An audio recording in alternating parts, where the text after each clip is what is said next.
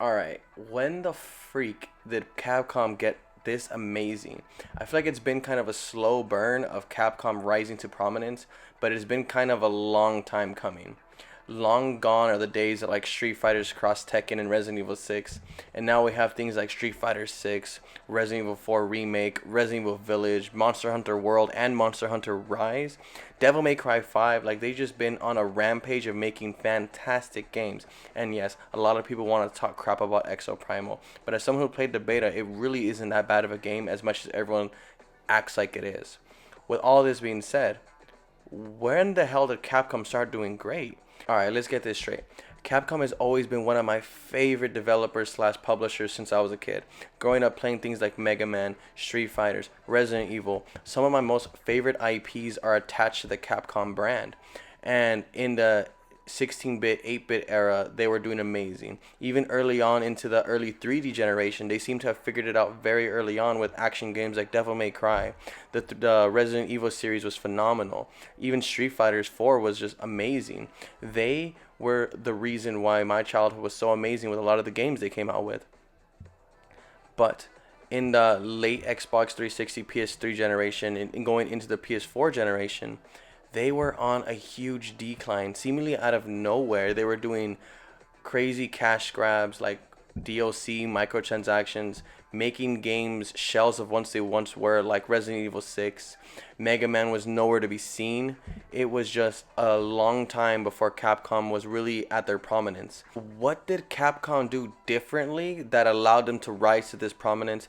And what can other developers slash publishers learn from the whole Capcom method? Well, let's start with Monster Hunter World. Before Monster Hunter World, Monster Hunter was a very big franchise in Japan and Japan alone. And people in the West would love to have played more Monster Hunter, but due to things like lack of localization and lack of access to the game, it made it very difficult for it to gain a fan base in the West. So Capcom did the smart thing, and with Monster Hunter World released it on a very global state, they simplified the mechanics for a lot of people to get into it on the ground floor, and it was a groundbreaking success for Capcom. People who always loved the Monster Hunter series but lacked the accessibility to play it, or people who were just very interested in it but found it very difficult to get in, fell in love with this world and this type of game style that Capcom created long ago. And ever since then, it's been a slow rise for Capcom. They listen to their passionate and most loyal fan base by doing things like making Resident Evil a horror game again with Resident Evil 7, making Mega Man 11, bringing back old titles like Ghouls and Goblins. It's just been a great it's been a great thing to see if you're a longtime fan of Capcom, and it's amazing to see that this decade-old publisher still can learn a couple things from the consumer and still has ears and are ready to listen to us. Even with Street Fighter 6, it is very obvious that they took all the criticism that they garnered from Street Fighter 5 and capitalized and made it up to us in so many ways, giving us things like tons of content, crazy characters, colorful graphics. Everything is just such a fun party for Capcom right now, and I'm glad I'm a part of this ride. So what can other publishers learn from this? Companies like Square Enix, companies like Ubisoft that are seemingly struggling out the gate. Every time they release a game, it seems almost dead on arrival. Well, you can listen to your fan base, go back to your roots, go back to what made you guys so prominent to begin with. Things like Ubisoft. Diving deep into Assassin's Creed is fine, but what made Assassin's Creed fantastic? You guys got to go back to the roots of what these games are, capitalize on nostalgia that some people feel, and a lot of those things that made those games special are going to make them special again. And I feel like this is where a lot of these companies kind of got lost in like the whole microtransaction DLC era.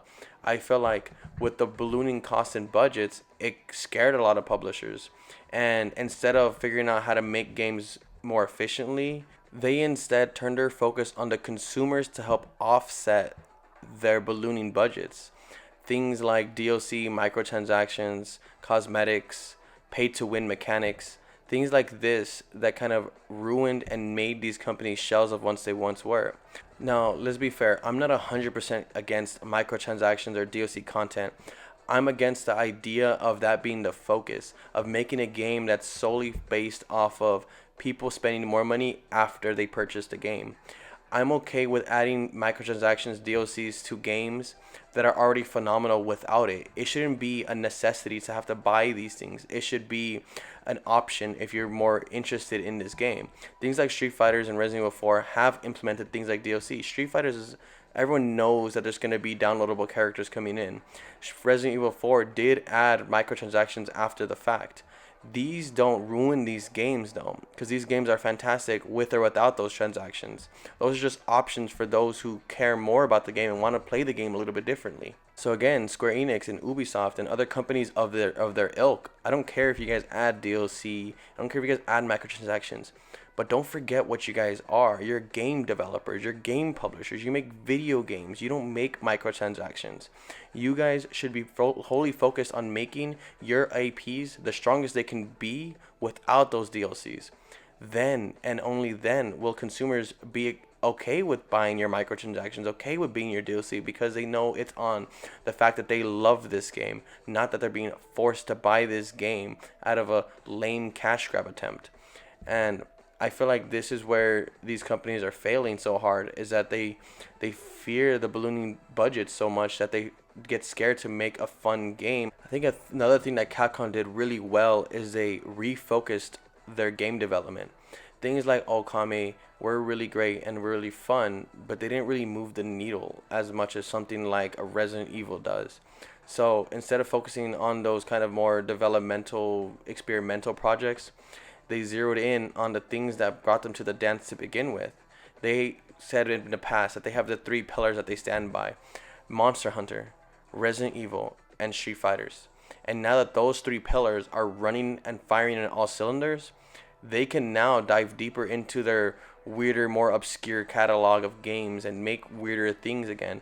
Maybe they can go back to doing another thing like Okami now that they're not in financial struggles. Now they don't rely on every game to make them millions of dollars, because they have their tentpole franchises. They have Street Fighters running, they have Resident Evil, fantastic.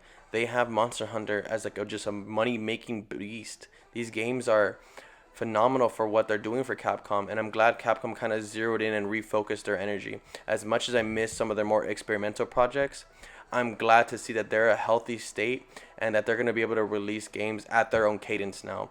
People aren't going to be asking them where is this game, because they understand they're getting fantastic games at a fantastic cadence. Yes, it was a very slow time to get here for Capcom. I feel like since the release of Monster Hunter World till Street Fighter 6, they haven't missed much. They've been pretty much just hitting everything from bringing us old school collections of things like Mega Man to making games that are reaching levels they've never reached before. Street Fighter 6 is the most popular fighting game on release ever, which is such a huge 180 from the release of Street Fighter 5, where nobody played. It was bone dry. And now to see Street Fighter 6 just with such a roaring appraisal is just fantastic. I do see Ubisoft and Square Enix coming back from the lows that they've seen in the last past. I think things like Ubisoft refocusing on Assassin's Creed is a great move. I think they need to refocus in on getting not just Assassin's Creed back to the prominence it once was, but reviving some of their old franchises like Splinter Cell, like Prince of Persia, making sure that those remakes come out fantastic so that a new audience can breathe new life into these IPs. Things like Square Enix releasing Final Fantasy 16 and then Final Fantasy 7 Rebirth, these are fantastic moves. I just want to make sure that Square Enix knows the 30 games you released last year didn't move the needle. As it's definitely not gonna move the needle as much as like a Final Fantasy 16 or Final Fantasy 7 Rebirth. Refocus your energy on what got you guys here. Give the fans what they want, and then you can do some experimental titles. But if you're not giving us what we want, why are we gonna care about something like Foam Stars? Why are we gonna care about these games that are definitely microtransaction filled and feel empty without spending extra money? Anyways, these are my final thoughts. It's great to see Capcom back to where it once was, and I'm excited to see what other companies can kind of learn and take from this. Do me a favor, you guys. Like the video if you guys enjoyed the video. Please consider subscribing, as it does help me out tons. And with that, I'll catch you guys on the next video.